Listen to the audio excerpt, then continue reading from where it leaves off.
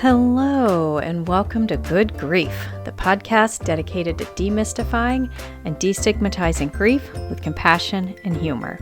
I'm Nikki. I'm an end-of-life doula and a grief coach in Columbus, Ohio. And today, we're going to talk about having end-of-life conversations. Yay! Everybody's most favorite topic in the whole world, am I right? Oh my goodness. Well, it is now the new year. Happy 2024, everybody.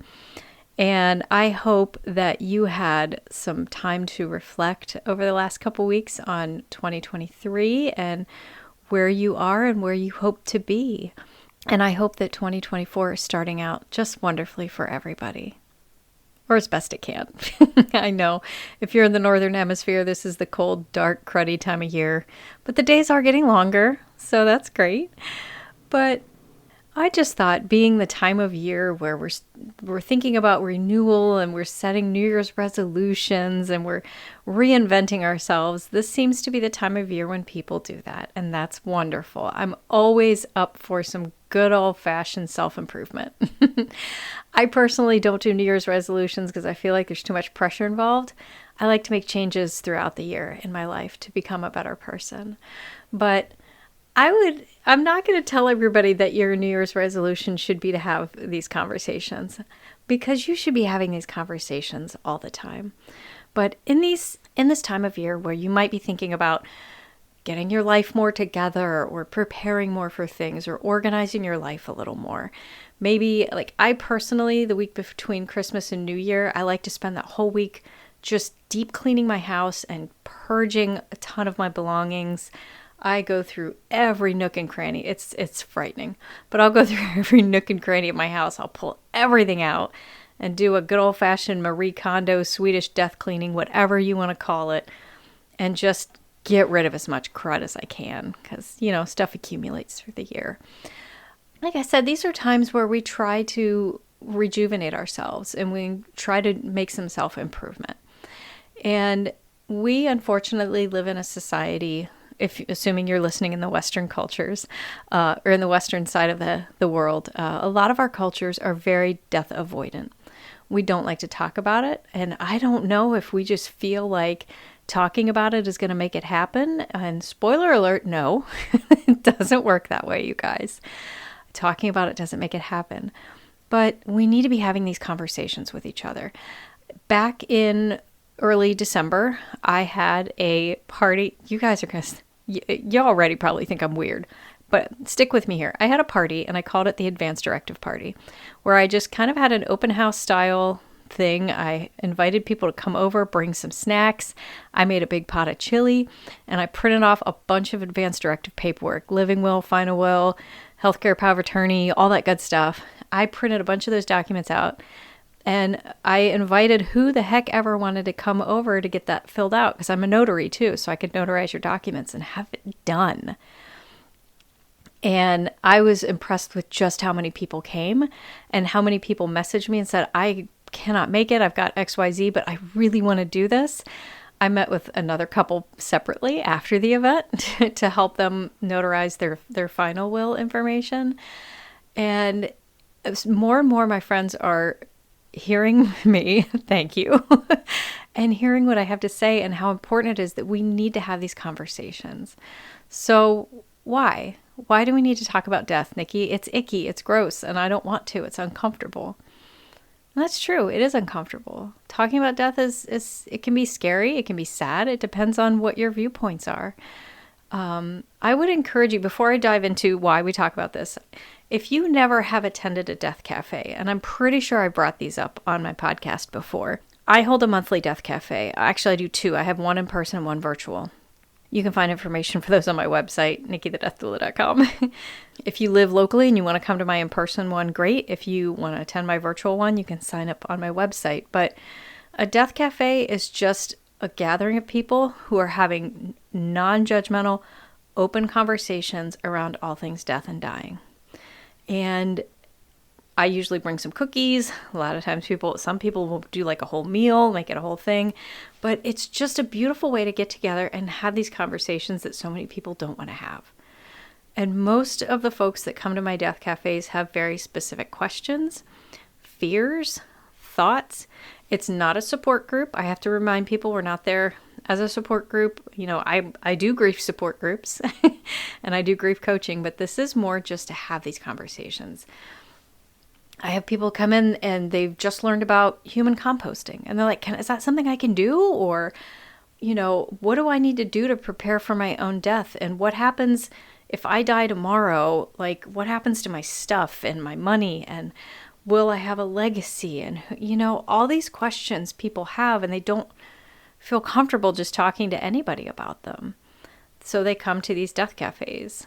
So let's go back to the original question then. Why is it so important to talk about this?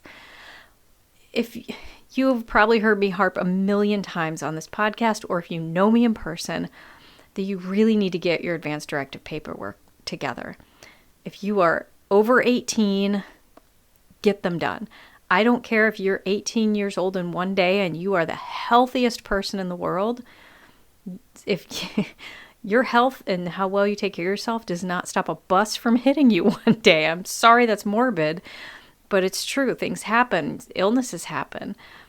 We learned a lot from COVID, you guys. Nobody was expecting to die from COVID. Nobody expected a pandemic to come through and start wiping us out in huge numbers, and it did. So we don't know when, we're not guaranteed tomorrow. We don't know when we're going to leave this earthly realm. We don't get to decide that.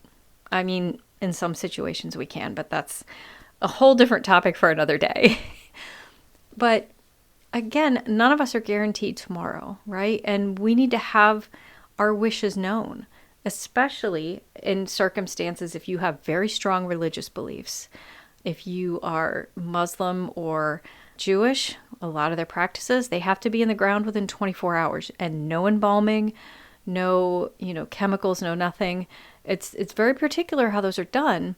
And if you are, say you're a person of a Jewish or Muslim faith and you've married into a large family of Catholics and Christians, and they have a very different viewpoint on what should be done after you die. But your heritage and your beliefs say you want something very different than what they want. You can't guarantee how people are going to act after you've passed away. So if you need or want something very specific, you have to have it in writing.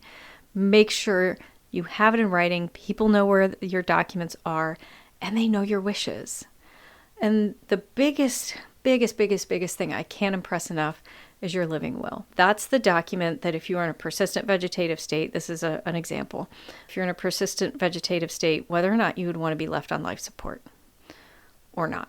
And you would like to think you could, till you're blue in the face, tell all your friends and family, I do not want to be, artificially kept alive. I don't want to be in a vegetative state. I don't want to be in a coma for a long time. I don't want that. And they can say, oh my, you were right. I would never do that to you. You don't know. People act a little crazy when things go, I'm sorry, I shouldn't use the word crazy. People may not act in the manner that you expect or that even they expect. When something like this happens, your spouse has told you a million times, I don't want to be kept in a persistent vegetative state, but then it happens and you can't let them go. It's too hard. It's your person and you're looking at them. You can't just say, I can't be the one to decide that they're not going to be alive anymore. You have to honor their wishes. And if you have wishes like these, get it in writing because you don't know how they might react. Okay? And I hate to sound doom and gloom. And most times these things don't happen. For the most part, families come together, they make the right decision, they honor what the person would have wanted, and that's great. But you can't guarantee that.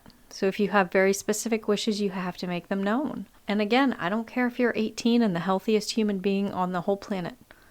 You can't keep death at bay if it's coming. It's just how it is. So having these conversations is so, so important. So one of the services I provide as a doula is family mediation. And I've helped people have these conversations with their loved ones. Because let's say, especially people my age, in the sandwich generation, which I had a whole episode on that. Let's say your parents are getting older and you're concerned. They've got a house and they've got different retirement plans and pensions maybe, their social security. They might have specific heirlooms in their possession, and you don't know what they want done with those. You might not even know if they want buried or cremated, what they want done with their, do they even have a family plot that you don't know about? And you decide, I want to get this stuff in order so I know what to do when the time comes that they're gone. And so you sit down, Mom, Dad, what are your wishes? I want to make sure I get this right. And you get no, don't worry about that. Don't worry about that. It's fine. I'll take care of it. Don't worry about it.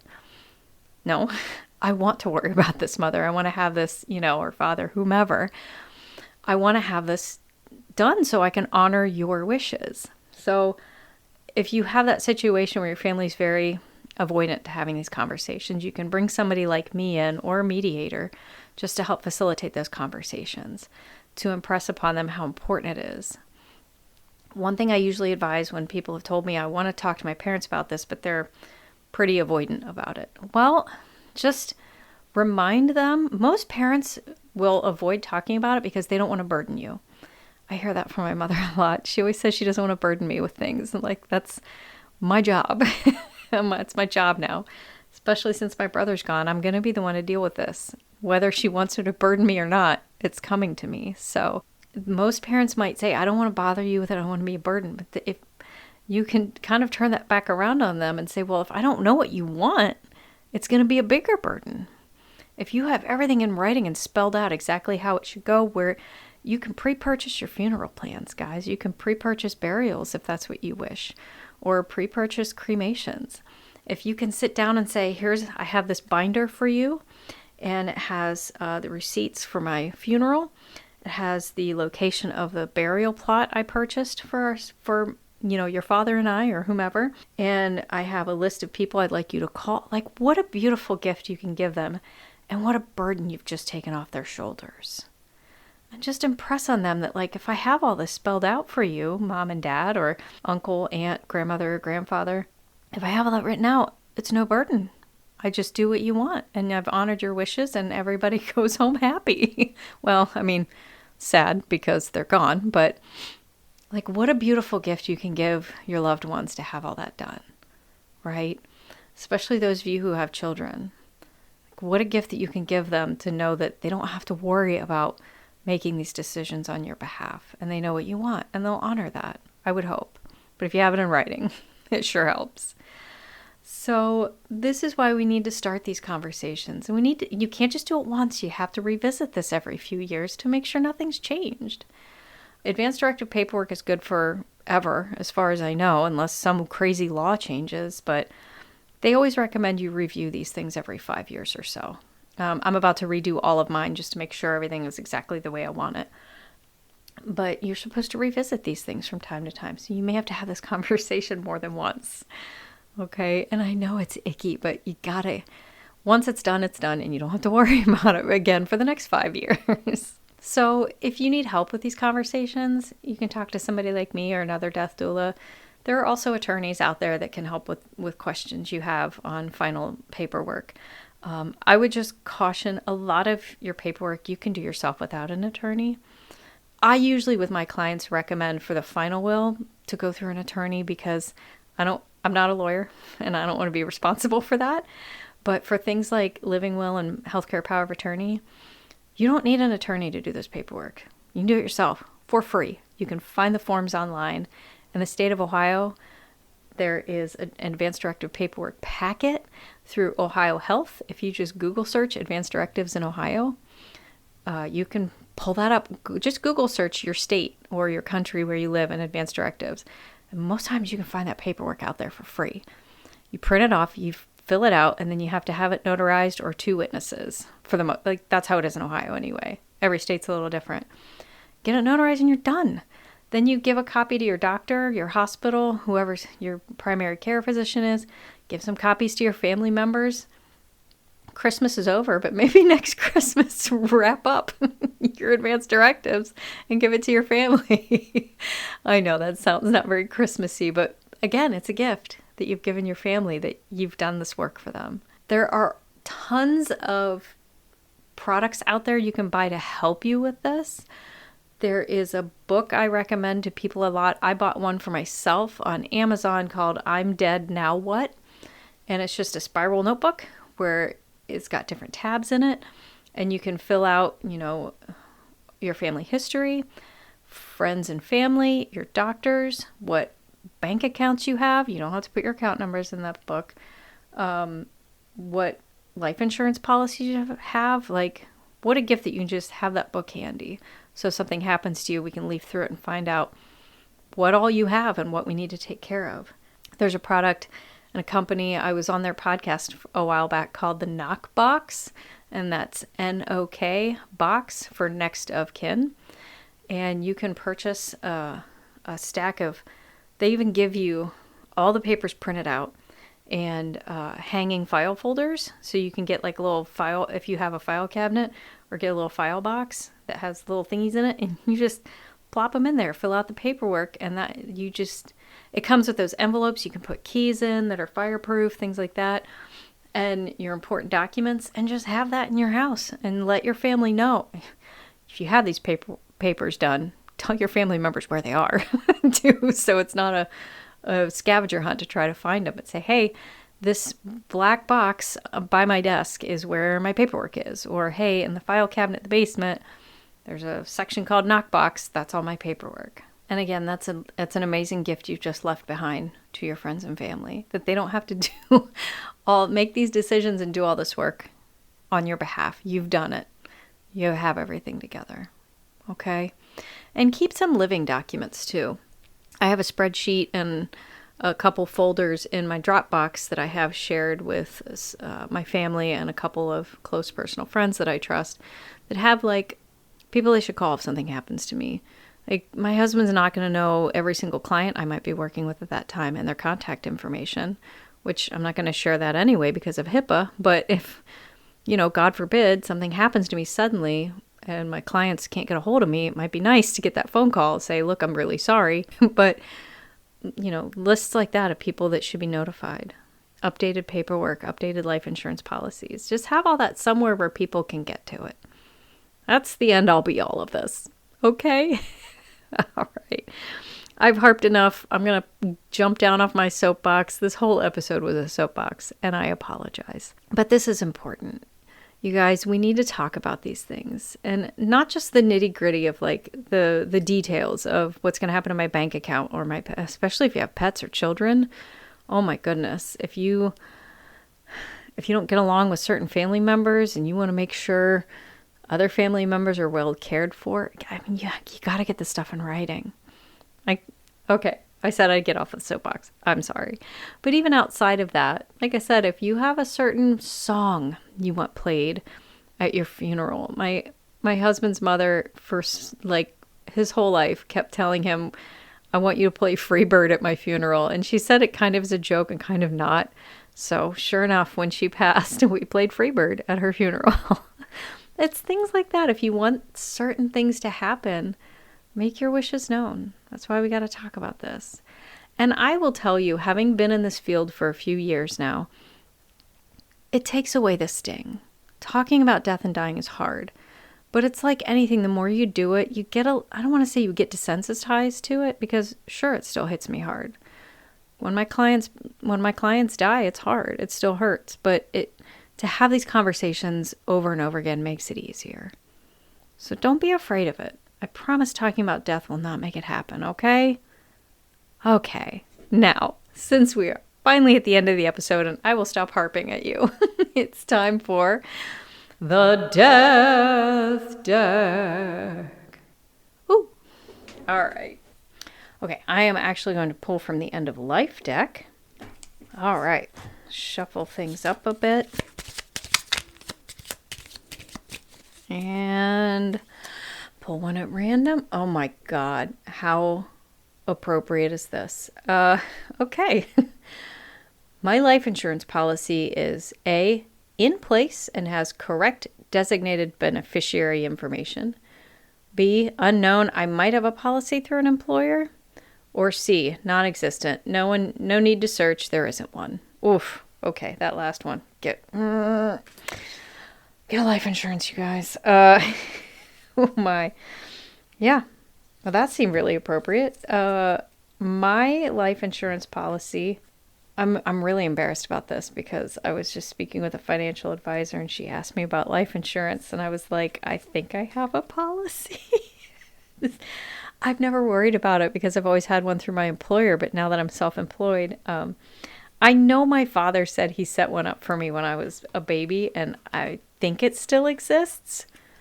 I don't know anything about it. I've asked him for a copy of it a bunch of times and I haven't gotten it yet. So I know I have one there somewhere. I did get life insurance through my self-pay health insurance too, but I don't know where I have a copy of the policy. So this is embarrassing. After all that preaching, oops, I guess I better get on that. All right, I guess Nikki's got a project for as soon as she's done editing this podcast. Okay. Thank you guys so much for tuning in this week. I hope you got some value from this. Please share this podcast with any of your friends or family who might appreciate what I have to say about grief, death, dying, all of that. Please leave a review, leave the little star thingy, write a review. It's the best way to have more people find me so more people can hear my lovely voice. You can also find me on the socials. I'm on Facebook, Instagram, and TikTok, all at Nikki the Death Doula. You can find my website online, nikkithedeathdoula.com. You can contact me through any of those. And if you are a really amazing person and you've decided for 2024 you want to start donating to some great organizations, you can join my Patreon, patreon.com/nikkithedeathdoula. You will get access to my podcast a week early. You get unedited videos of my conversations with my guests. You get grief affirmations twice a week in your inbox. And hopefully we'll do some Q&As and other great events. But most of all, you'll be helping me to provide pro bono work to those who cannot afford my services. And one last little shout out to an amazing nonprofit organization called Let the Light In. Let the Light In provides support for women who have suffered pregnancy and infant loss. You can get more information for Let the Light In at ltli.org. 1 in 4 women will suffer pregnancy or infant loss at some point in their life. It's a terrible, devastating thing that is not talked about enough. And women don't always get the support they need. So if you have suffered a loss and you need some help, please reach out to us. We have staff. I say we, I'm on the board of directors. There's staff available that can reach out and talk to you, be your companion support. We have items that we can send to you to help you with whatever your needs might be at home at that time. Okay? All right, guys. Thank you so much for tuning in this week. I hope you all are doing wonderfully, beautifully well. And remember, as always, your grief is yours. Your feelings are valid. And grief doesn't always have to suck.